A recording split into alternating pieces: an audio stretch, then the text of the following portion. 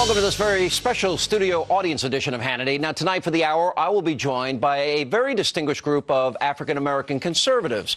Now, included among them are community leaders, political commentators, men of the cloth, women of the cloth, authors, educators, and yes, even a physician. And we're here this evening to tackle some very important and controversial issues surrounding the issue of race in our society. Now, the idea behind this hour was inspired by the speech that was given by Dr. Benjamin Carson. He delivered this back in February at the National Prayer Breakfast. And of course, he did that with President Obama just seated steps away. And Dr. Carson respectfully voiced his disagreement with some of the core principles of the Obama administration. However, the backlash that he faced from the days afterwards and the weeks and months that followed was anything but respectful. In many cases, it was mean-spirited, it was baseless, and in some cases, downright racist. Watch this. When you're publicly admitting your party doesn't care enough about Black America, then it's time for a new black friend. Enter Dr. Ben Carson, who's been embraced recently because he's smart and helpful in assuaging their guilt. Carson is a bootstraps kind of guy, speaking their language, talking like he built his path from a poor kid to a pediatric neurosurgeon all by himself. He must have gotten government-backed school loans, which is a form of public assistance, but let's not let facts derail a good I built it without help story. Carson's enjoying the GOP's version of affirmative action, where black faces that can spit conservative game get raced to the front of the line, because then people get to put a bumper sticker on their cars saying, "How can I be racist? I would have voted for Carson," which will fit nicely over the bumper sticker saying, "How can I be racist? I would have voted for Kane," which fit nicely over the bumper sticker saying, "How can I be racist? I would have voted for Alan West." Yes, any black friend will do. Now, I've said it before, if you are African-American and you are conservative, in this country right now, you are vilified, you are demonized, you are besmirched, your character is assassinated, because sadly, it is episodes like this that lead me to believe there is no freedom of speech for black conservatives right now in America. This has to change. Now, our studio audience will be weighing in on this controversy and others throughout the course of the hour. But first, joining me now to help kick off things is the man who has been subjected to the left's relentless smear campaign, the director of pediatric neurosurgery at Johns Hopkins University. Ladies and gentlemen, welcome Dr. Benjamin Carson. Good to see you. Well, your life hasn't changed at all. Well, you know, the good thing is once the media gets finished parsing every word and dissecting, maybe they'll start actually listening to what I'm saying. Before you gave this speech, were you subjected to name-calling because of your conservative views? No. It was only when you went public? Correct. Tell us what, since that has happened and since the speech was given and you've given some interviews, what has you been called since then? Obviously, being on television, you may... Yeah, some of the words cannot be used. And, you know, it's really kind of sad. You know, I feel more sorrowful for the people who do that than I feel angry with them. And, you know, I represent something that they just can't quite get their heads around. How can you be black and, you know, not march lockstep behind the quote leaders? How can you actually think for yourself?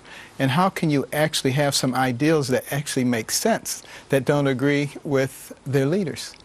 And I am very hopeful that this is a trend that will be broken. I'm going to continue to speak out. Of course, there is an old trick that you ostracize, you ridicule, you isolate, and you keep repeating. And these are three rules that are well known to people who've read certain books. Mm-hmm. And, you know, those are things... Would that be Alinsky? That would be Alinsky, absolutely. Just checking. All right, we're all on the same page?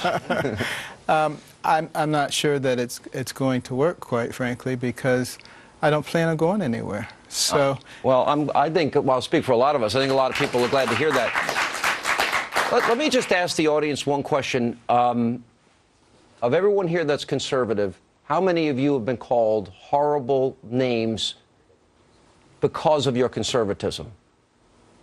Everybody in the audience. What does that say, Dr. Carson? Because the names are vicious and vile, and we can't repeat them on television. Well, it says to me that the very people who love to talk about tolerance are some of the least tolerant people there are. You know, anybody who would do that. You can clap, yeah. They would do that. They would try to ostracize and try to shut people up. How tolerant can they be? You know, we need to reach a point in this country where we can have reasoned discussions without getting into corners and tossing hand grenades at each other. We can never make it if we continue to do that. The people have got to rise above that, not allow themselves to be manipulated. Yeah. Do you think this is an effort at intimidation? Because it's interesting. When you go back to the speech that you gave where President Obama was present, which you then became automatically a national figure, you interestingly, almost prophetically, talked about political correctness. And yet all of this has since been unfolding in your life. Well, it's just demonstrating exactly what I was saying, and that is, it's threatening the very fabric of our nation. One of the founding principles of our nation is freedom of speech and freedom of expression. And yet there are so many people who are afraid to talk. You know, I've gotten so many emails and letters from people who say, I support you 100%, but please let this remain anonymous. Wow. Why? Because they don't want to have the fiery darts thrown at them. Because there is this feeling. I mean, if you look, I can take this audience back through every election cycle. 1998, Missouri Democratic Party, radio ad, if you elect conservatives, elect Republicans, black churches will burn. The NAACP ad, James Byrd. George Bush supported the death penalty for the people responsible for that heinous crime. Al Gore goes before a predominantly African-American audience. His tone, his speech, his cadence shifts. He goes into a black preacher mode. Yeah. Same with Hillary. What do you think that is from the left and their silence when black conservatives are called all of these names? They claim they're against racism.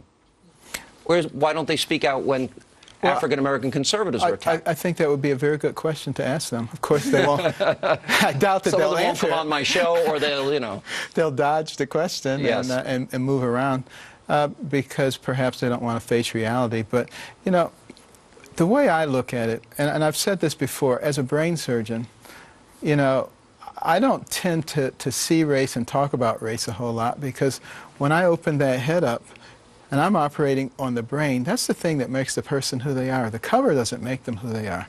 And it's only people who are very superficial in their thinking who characterize everything by its color. You know, I know you have a deep, abiding Christian faith, as do I. The word education from the Latin, I'm going to show off a little of my seminary education here. It's educare, to bring forth from within. Yes. So if you believe that God created every man, woman, and child, then you believe all that talent is there when they were born, and it's our job to help bring it out of children. Exactly. And these are things, you know, particularly in the African-American community, that we need to be talking about again. You know, education is so fundamental to success in our society. Also, bringing back values, you know, the kinds of Judeo-Christian values that help establish this country and that made families strong. We've lost a lot of that. As a result, there's less respect for each other. Young men are not respecting the young ladies. They're going around impregnating them. Young ladies are allowing that to happen by disrespecting themselves. Babies are being born with no solid family or financial structure. They have 4 to 9 times the incidence of poverty. People are not learning how to turn over dollars in their own community a couple of times before they send them out. That's how you build wealth, and as you build wealth, reaching back and pulling others up. You know, if people begin to understand these principles, it really won't matter what else is going on around them. We can build a great country. Absolutely. With all this great talent. No question. You're going to stay with us, right? Yes. All right, we're going to continue more with Dr. Carson and our great studio audience. And coming up, the left certainly has not reserved its vicious rhetoric just for Dr. Carson alone. Coming up next, we're going to take a look at some of the more outrageous attacks that have been leveled at other African-American conservatives. And then we open it up to our studio audience when we return as we continue the special edition of Hannity. And welcome back to the special studio audience edition of Hannity. And tonight I am joined by a great outspoken group of African-American conservatives. Now, they're here tonight for, among other things, to dispute the ridiculous, insane stereotype that all blacks in this great country of ours are somehow liberal. Far from it. In fact, as we have demonstrated in our last segment, it is not uncommon for many of the men and women that are seated here tonight to be on the receiving end of racially charged attacks simply for standing up for the principles that they believe in. And here to help elaborate on that point and much, much more, our audience of political commentators, reverends, authors, doctors, activists, and much more. By the way, welcome all of you. Thank you for being here. Deneen Borelli, this, in part, we're doing this show was your idea. You said, we've got to expose this. You wrote a book, Blacklash. Yes. In that book, you start out and you say, Google my name. I know you well. I Googled your name. I don't like what I see. Tell people what they'd see if they do that. Well, listen, you're going to see things that I can't even say on your program, but token, traitor, sellout, Aunt Jemima, Uncle Tom. But these are individuals hiding behind their computers instead of debating me on my values and my principles. But I tell you, I wrote Blacklash because I want to expose the failures of the black liberal establishment. And at the top of the list is President Obama. In my opinion, he has a war against black Americans because look at the unemployment rate. Look at the failed high school dropout rates. He is not doing what he should be doing to implement proposals where people should be employed. His energy policy is failing our country. And when you look at it, he had over 90% of black voter support for both elections. And he is just failing our country and especially failing the black community. Let me ask, we've now heard from Dr. Carson and Deneen Borelli, a show of hands. How many of you have been called horrible names, as we were talking about earlier? Put your hand up high. Everybody in this room, horrible names. Reverend, why? Why is that happening? And where are the people on the left that claim they will stand up for civil rights, defending the right of African-American conservatives not to be treated this way? It's designed, Sean, to keep black people in particularly uninformed and broke. And when you put people in that type of situation, you have them uninformed about the freedom that's all around them, then you're able to lead them like sheep down a path that they have led them to I'm over looking, I see a lot of head nodding going on. year period of time. Yeah. And when you look at the black community, and you look at this administration being reelected, it was reelected because the electorate was uninformed and they didn't have any money. Were they well informed? Let me go here. Star Parker, how are you? Good to see you. Yes, good seeing you too.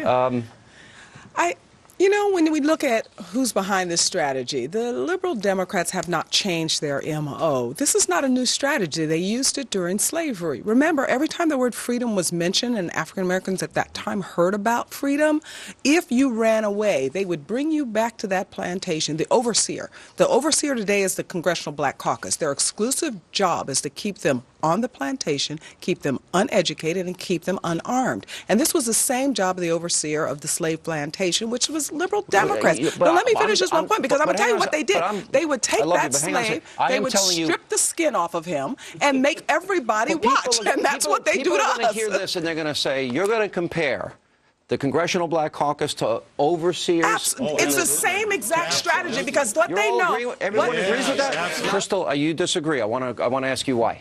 I disagree with the constant comparison of black liberals as slave masters and comparing those people, those blacks who choose to be informed and vote for Democrats, as somehow slaves. I think the better way for us to talk about this is what Dr. Carson does, what I do.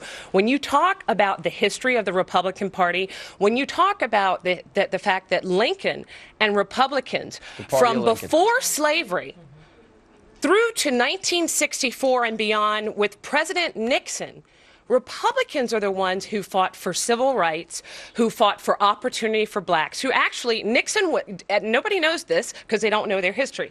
In 1970, when Nixon became president, he was solely responsible, his policies, for making sure the schools were desegregated. So you know what Democrats stand for? Secession, segregation, and slavery. And what we need to be reminding blacks about is that if you're trapped in failing schools, it's because Democrats want you that way. They wanted you that way before we were freed, and they want you trapped in failing schools now. So when we talk about, when I go, all the things Dr. Carson was saying, when I spoke at the Congressional Black Caucus with my good friend Ron Christian, University about voter IDs, and I said, I want you guys to tell me why blacks can't get IDs but whites can. Kids came up to me afterwards and said, Crystal, you gave me a license to come out of the closet. You know, can I add one point? Because there is a missing link in terms of history. And nobody, when I bring this up, liberals don't like to hear it. 64 Civil Rights Act, 65 Voting Rights Act. Well, where was Al Gore's father? Voting against it. Al Gore Sr. voted against it. Right. But there is this. Our movie, Sean, yes, sir. Runaway Slave movie, deals with all of those points. There would not have been a Civil Rights Act of 1965 if it had not been for Everett Dirksen, a Democrat from Illinois. And many times, so many times, the history of the Republican Party, and one thing Republicans are afraid of doing, is standing up and facing this thing. You want to know one reason why? The R word. Yes. People do not want to be called, because who would want to be a racist? It's evil. Call you that anyway. They're going to call you that anyway. All right, we got to take a break. I feel like a teacher in school. You're raising your hand. All right. We'll come back. We have a great studio audience, and also coming up next on this special edition of Hannity. Racism is the belief that one race, whites, should rule all others. Get your definition straight. Oh, really? Now I'm going to ask our studio audience if they agree with that left-wing anchor's assessment as a special edition of Hannity returns straight ahead.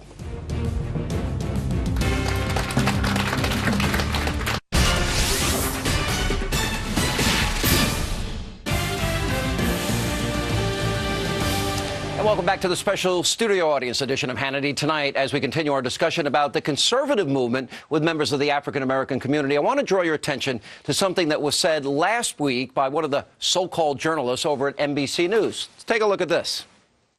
Things took a turn for the political yesterday when President Obama and his family attended an Easter service across Lafayette Park at St. John's Church. The pastor, Dr. Luis Leon, called out some on the religious right who he says are standing in the way of progress. Quote, "It drives me crazy when the captains of the religious right are always calling people back, for blacks to be back in the back of the bus, for women to be back in the kitchen, for gays to be in the closet, and for immigrants to be on their side of the border." Now the response from Rush Limbaugh. That's an interesting take, that the president inspires it. Inspires racism. It may well be the case. So Obama's presence inspires this guy to go all divisive, all racist, and start jamming on the Republicans for wanting blacks at the back of the bus and women back in the kitchen, when he can't name a single person who does. But the president of the United States, you may be right, may have inspired that in this preacher. Well, actually, Rushbo, racism is the belief that one race, whites, should rule all others. Get your definition straight.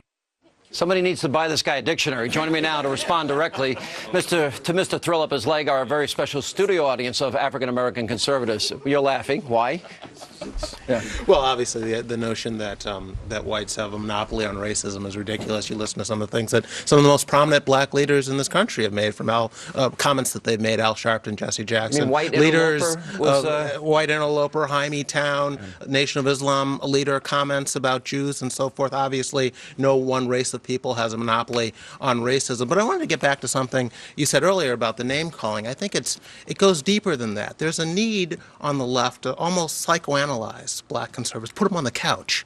So in other words, Justice Scalia's views on affirmative action are simply wrong, but Clarence Thomas is a self-hating, self-loathing traitor to his race. I mean, there's a double standard there. And I think the reason you have that, and Dr. Carson alluded to this earlier, he said, when are they going to stop tearing me down and listen to my ideas? Well, if you can psychoanalyze someone, delegitimize them, you don't have to take on their ideas. They're operating outside of the realm of responsible debate, and that's what the left tries to do to black conservatives. But this is why I say this, in every one of your lives, this is a profile in courage.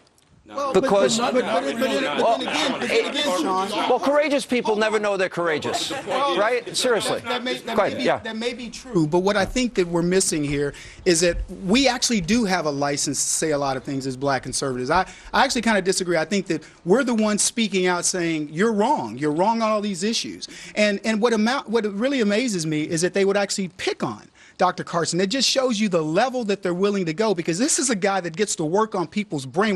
When I talk about, hey, I'm not a brain surgeon, I'm not. He really is. You know what I mean? So it's really funny to me. But I want to go back to one of the comments that was made. Biden made a comment about going into the black sections of my town and helping black people with AIDS. You remember that? And black people were in the audience, and I remember Al Sharpton kind of going, did he really say that? First of all, did he need a visa to go visit the black sections of his town? The fact that he believes that there is a black section of his town shows you the level of racism that is inherent in the left, and people just dismiss these things, and so do, I agree with you. So do the conservatives. We let them get away with this. Let me ask one point that Rush was making here. To what extent I'm livid as a conservative when I'm called a racist, because it's not true. I'm a Christian. Well, but I am livid at the characterization that if you're conservative, you don't care about African Americans, you don't care about Latinos, because that is the antithesis of how I was raised, who I am, and the way I was born. But it's a narrative. Just like Obama will say, Republicans want dirty air and dirty water. They want kids with autism, Down syndrome. The central point, Sean. All right, go ahead. The central point. What is that? With the left is what Dr. Carson and everybody in here represents is a threat to their sense of ownership. Liberals in total believe that they own black America, and anyone who dares stand up and say, especially during Black History Month, we're more than that 30-second blurb for McDonald's. McDonald's shoots Black History Month, and they show one little blurb of something great about us. They want you to focus on civil rights or anything that shows us as downtrodden. It gets so bad to the point where you literally, like as Starr has and I have, gotten death threats on college campuses from people who, first, not only are not black, but aren't American, because they feel like if you speak up, somebody else might hear you. Let me follow up on your point. This is really important. Where is the left defending the attacks? Wait a minute.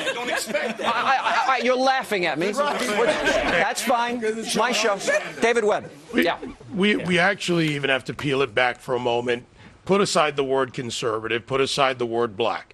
Go to the word power and add control to it. When you talk about what I call the liberal brain and that leftist brain, they require that you're an ally of convenience, It'll that take you're a whole lifetime victim. of Dr. Carson figuring that out. Right, but you're a victim, and it's about power and control. So when you hear talk of education, and I talk about political education, understanding how your country works, how your community works, by narrowcasting what you believe and feeding you those messages, you are now controlled through lack of education. You're controlled because you have needs, and they control your needs. They give you literally, whether it's the government cheese to the tax return to whatever benefit, whatever entitlement, whatever program. Now let me tell you, this is, hang on, this is not limited. This is not limited to blacks, but it's even more felt in a community that they feel ownership of, and it's power and control, and it's when you break that, you threaten their existence. All right, I'm going to go deeper into this because I want some answers. Why do you think, when we come back, 90% of the black vote goes to the Democratic Party? I want your thoughts on President Obama, the economy, black America. They are bearing the brunt of what I would say one of the worst economic downturns. Why isn't there more anger? We'll get into all of that as we continue. Coming up next, political figures are not the only black conservatives to come under fire. Even superstar athletes like Washington Redskins quarterback Robert Griffin III, they're not safe from these racially charged hatred and comments from some liberals. Straight ahead. Is he a brother or is he a cornball brother? What does that mean? Yeah, explain that. Well, he's not really, okay? He's black, he kind of does the thing, but he's not really down with the cause. When we come back, our studio audience responds to those disgusting comments and much more as we continue. By the way, we want to hear from you. Don't forget, log on to our special companion site, Hannity Live, to follow the live show. We want to hear your thoughts. And all you have to do is go to HannityLive.foxnews.com. On Twitter, it's @Sean Hannity, and we will continue.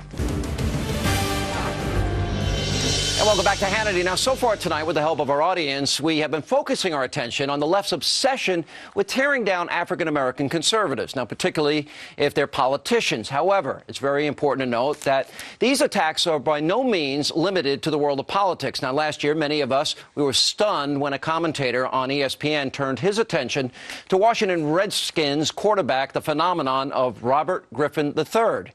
Now, Robert Parker was fired by the Sports Network after he unloaded on RG3 simply because the star athlete is rumored to be a conservative. Think of the thought. Watch this. My question, which is just a straight, honest question, is he a brother or is he a cornball brother? What does that mean? Yeah, explain that. Well, he's not really. Okay, he's black, he kind of does the thing, but he's not really down with the cause. He's not one of us. He's kind of black, he's in the, but he's not really like the guy you really want to hang out with because he's off to something else. Why is that your question? Well, because that's just how I want to find out about him. I don't know because I keep hearing these things. We all know he has a white fiance, and there was all this talk about he's a Republican, which there's no information at all. I'm just trying to dig deeper into why he has an issue. Here with reaction, we continue with our audience. Reverend, your reaction. Thank you for having me on. Thank you. But I have a problem. I don't like to engage in this actual debate. You know, you think about it, Easter just passed, and many of us here probably saw the Bible series on TV. Loved it. And, you know, I'm a priest, I'm a bishop, and Scripture is what I know, Scripture is what I do. But, you know, you look repeatedly at how, you know, they cast lots of names at Jesus. They called him all sorts of names. He didn't spend inordinate amounts of time saying, oh, well, he said this and he said that. He focused on what he needed to do. So, you know, I appreciate you having this dialogue, but I'm a little bit troubled by it because all the names that people call me, fine, let them call me the names and let me focus on what I do. Let me stay on my own message and do what I need to do. Can you think of a national forum prior to this one where this issue, where I think it is an institutional racism against African Americans that happen to be politically conservative, that are called the most vile names in a society that has moved way to the left on political correctness, that it is still socially apparently acceptable to use the names that Deneen used and Starr used and others have been called in this room. I can't think of one. We do ignore them. We do ignore them. We are ignoring these names. I don't think there's anybody in this room that sits around going, "Oh my gosh, they just called me an opportunist," or they called me an Oreo. If it's wrong to be racist, why isn't this wrong in society? That's my question, Reverend. And Reverend Peterson, I see you back there, and we'll get to Carol. You know, I was a Democrat at one time, and as a young person, I had a lot of anger. And when I was told by the leadership that the Republican Party was a racist party against black people, I believed that lie because I had this anger. But once I was able to overcome, I looked at the different platforms and I realized that I identified with the Republican platform, so I became a Republican. We have to expect the name calling. We have to expect the tough times. I agree. Can I just add one thing? But deal with it. But deal with it. Let me just say, there are a lot of young black people who have been lied to about the Republican Party. And so what we need to do, as we're doing at Bond and with South Central LAT Party, we are educating the people about the party because I didn't hear anything good about the Republican Party while growing up. So we got to educate the young. Reverend, I want to make sure that anybody that has any point of view has the ability and right to speak out without experience what everybody in this room has experienced. Right. That's my point. Yeah, go ahead. Carol, go ahead. I promised you next, then I'll get to you, I promise. What I see the name calling as a sign of how effective we are, because we wouldn't be attacked if we weren't reaching people. You're a threat. And I find that in the African American community, there's lots of support for conservative values and principles, and we just have to find a way to combat the lies of the Democrats. And they're coming from an elitist small group. Ron Christie, why are 90% of the African American vote, why does it always go Democrat? Why is it almost a given that it's going to remain Democrat? Because I don't. Well, you know, I have to tell you, I wrote a book on this 2 years ago called Acting White: The Curious History of a Racial Slur. And you can take this all the way back to Uncle Tom's Cabin, where the attributes of being a good character were very literate, very well-spoken. And now we've seen in the last 30 or so years that if you apply yourself, if you're African American, if you study hard, if you work hard, somehow you're acting white and you're not authentically down with the struggle. And that's exactly where we're going to in this country. And the ultimate irony, Sean, is this presidency was supposed to herald hope and change. We were supposed a new era, but this administration has shamelessly played the race card to put down African American conservatives at the extent of keeping power for themselves. It's interesting because Dr. Carson, your story about your mother saying no television, you're going to read a book a week, both you and your brother, It transformed your life. You are the head of pediatric neurosurgery. And there was a no excuse mentality. Yeah. That was important. But, you know, I just want to mention that there are some conservative black people like Armstrong Williams with a big listenership. He just bought a couple of television stations. You know, Pay more than me. These things are working. I know of a white university president at a prestigious university who very soon is going to make a big speech about liberty, freedom of speech. So it is possible that maybe some of all this bad stuff is actually helping to turn the tide. I think you're right. I promise everybody's going to be heard. We'll take a break. We'll come back up next. Open mic time. I'm going to turn things over to the audience. Let not your heart be troubled. A lot more to come tonight on Hannity. And welcome back to the special studio audience edition of Hannity. And we continue with all of us. We have African-American conservatives joining us tonight. We were talking before we took a break. I promise you're next. About African-Americans, how they're treated as conservatives, and the names that you're called. Here we have the first African-American president. I've watched the Democratic Party over the years. Every election cycle, I can show you the tape, we see the race card is played. We see that when prominent Democrats go before prominently African-American audiences, they go into the preacher mode. The cadence shifts. Al Gore is a good example. Hillary's another. You're laughing because it's kind of funny. Joe Biden. What's Joe Biden? They want a black dialect. How they think black people should talk. But I think more importantly, to pick up what Ron said and go a little bit what you're saying, Sean, when's the last time somebody questioned your whiteness and told you because you're white you need to, like, I don't know, pick up a six-pack, drive a pickup truck? I mean, I don't know. What do white people do? Sean, tell me. But no, I mean, this is really what this is about. What's worse than that is the fact that we're buying into it. Right. That's what's worse than that. If there was no platform for this types of things to happen, then they wouldn't happen. If that group that sat in front of our current vice president when he said he's going to put y'all back in chains, they allowed that to happen, and because they created that atmosphere for such. Something really quick about Touré. Let's just address Touré.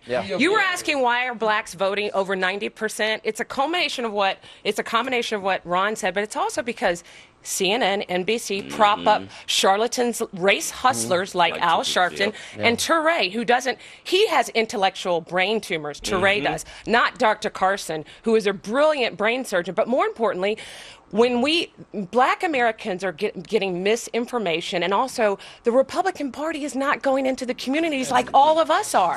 We're not going into the communities. They need to go into the communities. Right, we need to just, and when we talk about the message on a grassroots level, I did promise, and I'm a man of my word. Go ahead. Hang on. Well, I promise. Go ahead. I take issue with allowing the liberals to have so much power over who black conservatives are. I think that people who choose not to do their research, there needs to be some level of ownership and responsibility. And the pastor over here said, he goes about his own business. He lets the names roll off of his back and he goes about his own business. No one here really cares about those names. What we care about more is that people are not pledging this allegiance to someone based on their color, but that they're pledging allegiance to intrinsic motivation and trying to learn and understand and educate themselves. Whether we go into their communities or not, it's everybody's responsibility. No one came into my community. I went looking for it, and I searched on my own, and I think that's what it needs to be. But we've got it. You know why this is important? Because we got to help our children. Yes. The employment numbers, the educational opportunities, and that's for the parents, whether you're a single parent or not, are abysmal. And we're not helping those kids. Carl, let me go to you. Go ahead. We define ourselves louder than they can define us. So we have to go back to the basics. Limited government. What does that mean? How does that cause upward mobility? Economic freedom. We're the party of economic freedom. I'm an immigrant. The reason I came to this country because I wanted to find out where did the American dream come from? It came from... Where'd you come from? From Jamaica. I'm from Jamaica. So economic freedom, the free movement of capital where they're most productive, which involves human capital. People come to America because you can rise above everything else and the sky is the limit. Economic freedom is a root of conservatism. So we need to define that and how it relates to our policies and as we go forward. Well, because if every child has that talent. That's right. And we give them that good education, the light and the water, you know what? The violence goes away. Erica, I want to get you in this segment. Go ahead. Jump in. Sure. I actually went to college in New Hampshire, which was predominantly a white college, and I recall one instance where I was in a classroom. It was myself and another African-American female was in the classroom, and they, for some reason, were talking about affirmative action, and the other young lady wanted to say that she was in the college because of affirmative action, and I actually took a lot of offense to that, because that's trying to say that my education and my intelligence had absolutely nothing to do with getting accepted. You know what? That's and a judgment, and that's bothers unfair. me, and it should have bothered her. Yeah. And I don't know why a lot of people carry that and are looking for their 40 acres and a mule still, when that's, you know, get over it. We got our 40 acres and a mule because look at where we are today, that we are able to be who we want to be and do what we want to do. All right. Very well said. Very well said. All right, we got to. Go ahead. I was going to say, you know, this lie that blacks cannot be racist is a lie. You look at the Congressional Black Caucus that will only allow black Democrats to join. You look at in law schools, I'm an attorney. When I was in law school and I protested against the Black Law Students Association because they did not want to let non-blacks in, and I said, you were racist. They said, oh no, we can't be racist because we don't have the power. So this is just, you know, a fraud. That's like Chris Matthews' definition. Exactly. It's it's a Chris Matthews. It's about power. And the fact of the matter is, we all come from all different backgrounds. But I think we all have a similar story to Dr. Carson, that our parents said, you want to make it in America? This is the land of opportunity. You get an education, you read, you write, you do the things you need to do to be successful. It wasn't about you got to be the right kind of black person. Everybody in this room is a role model. Everybody racism into financial empowerment. The issue is not that these African Americans are racist. The issue is they're trying to hold on to their power because, to be honest with you, that's all they have in Congress. If they go home, they're not going to get a job. So they want to hold on to every space and across the board. I'm sick and tired of this miscarrying. I wish everybody in this room was elected. Really, it'd be good for the country. All right, we got to take a break. Our closing thoughts with our audience coming up straight ahead. As we continue this special edition of Hannity, our audience of African American conservatives. Okay, who has conservative? Thank you. Yes. We're black. You're killing me. You're killing me. One quick question. For everybody who says they're African American, how many of them know what tribe they're from? In Africa. We're black, we're Americans, we happen to be black. That's it. There it is. Wayne. We're conservative Wait, right there, Wayne. Yes. Go ahead, you're up. All right, well, I think the biggest problem they've been going after Dr. Carson is because he's actually providing solutions as African-American services. And now, the one thing I heard him talk about the most was his health care plan. We talked about saving money from the time of birth. Right. None of our elected officials, Democrat or Republican, have brought up any of these kind of solutions. And I think that's what strikes the most fear in the liberal mindset is not only is he intelligent, he doesn't yell and scream, so they can't make him a character. Very soft-spoken, very calm, and powerful, right? Deals with people's brains. Like I said, they can't make him a character, and I think that's control yourself. That's what they fear the most is that you can't make him a character. They can't make a caricature of him. They don't have sound clips of him just going crazy on the stage, and so that's a big problem right there. Jada, weigh in. Well, first of all, I just want to say that I really appreciate Deneen, because if it weren't for her, I wouldn't be here. I met Deneen in Florida because I came to a place where I started to kind of not really, I wasn't sure which direction I wanted to go. And in my own self-exploration, I realized that my color was not the same as my belief, meaning if I were liberal, then just because I was liberal, I should believe a certain way. But I'm beginning to believe something a little bit different. So I just want to say that I appreciate everyone. And sometimes I'm not black enough, and I don't like that. I am black, and I believe very firmly in what I believe in, and that empowers me. You're also God's child, right? Yeah. I mean, we're all most of us believe in God. Yes. You spoke. All right, go ahead. First of all, I just want to say that I'm a man, not a color. I'm an American, not an African American. And as far as solutions, here's a few solutions for you, Sean, as we go forward and we leave this show. We need to fight in these communities against the overregulations and the policies that are killing black people. Davis-Bacon Act, the lone remaining Jim Crow law in America, has to go. The Congressional Black Caucus votes for the Davis-Bacon Act. Project labor agreements, they need to go. Sean, they're discriminating against women and minorities. Guess who Obama claims he defends? Women. So at the end of the day, we need to stop preaching to the choir, and we need to to go into these communities. You ask why is it that blacks have been voting Democrat for X amount of years. Guess what? Blacks have been voting Democrat since 1936 because we stopped competing. Kevin? You know what, Sean? Everyone in this room, okay, a closed mouth has no voice. And we are going to raise our voices and be heard. Okay, I don't care. When they call me names, it's a badge of daggone honor for me. Okay, I take it, twirl it around, and spin it, and do everything I have to do with it. If you call me Uncle Tom Selleck, I know that I've won the debate. I know I've won the debate. My ideas are superior. But if anyone else is criticized or called these names, they are either fired, condemned, ostracized. That doesn't happen in this case. That's why, CJ, real quick, I want to get you in. Yeah. I think we will never get to the 40% of African American vote that we used to have when blacks voted for Republican. But will we now begin to compete street by street, block by block? And that's what the Growth and Opportunity Project was all about. And I think you're going to see that very soon. Earl, did we get you in? Earl, go ahead. Okay, we heard a lot of issues going on here. Now we need to talk to the thing about solutions. What can we do? Number one thing we need to do, engage. Engage. All right, let me ask you a question, only because we're out of time. Would everybody here be willing to come back and talk about solutions for the problems in inner cities, black-on-black crime, the educational system that is harming black Americans? David, black Americans, David. Everybody will come back. We'll do another show. All right, we're out of time. All right, thank you all. I'll give you all a big hand. That's all the time we have left this evening. Thanks for being with us. Let not your heart be troubled. The news continues straight ahead.